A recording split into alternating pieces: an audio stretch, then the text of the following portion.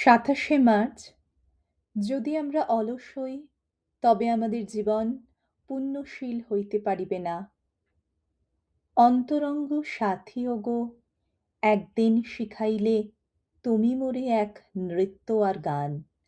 নাচিলাম তুমি আমি, গাহিলাম দুইজনে আনন্দে বিভোর, দিয়া করতালি। আজি মোর সমস্ত জীবন ভাসে সেই সঙ্গীতের ছন্দের আলাপে। আর দেহ মোর রাখে তাল, দোলে পলে পল।